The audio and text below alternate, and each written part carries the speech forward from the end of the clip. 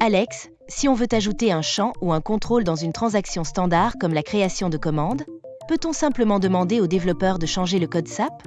Non. Et c'est la règle d'or absolue que tout fonctionnel doit connaître. On ne doit jamais modifier le code standard de SAP. C'est ce qu'on appelle une modification, et c'est très dangereux. Pourquoi est-ce si grave? Imagine que tu écris sur les pages d'un livre de bibliothèque. Quand la bibliothèque recevra la nouvelle édition mise à jour du livre lors d'une montée de version de SAP, toutes tes notes seront perdues. Une modification du standard est écrasée lors des mises à jour, ce qui entraîne des régressions et des coûts de maintenance astronomiques.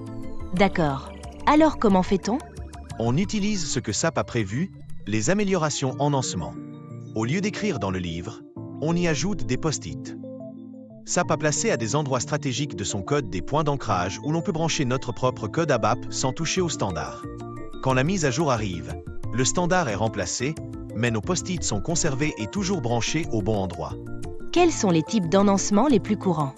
Tu entendras souvent parler des UC Exit et Customer Exit l'ancienne génération, et surtout des Buddy Business ADNS qui sont la technologie moderne et la plus flexible. Il existe aussi les enhancements spot pour des ajouts plus fins.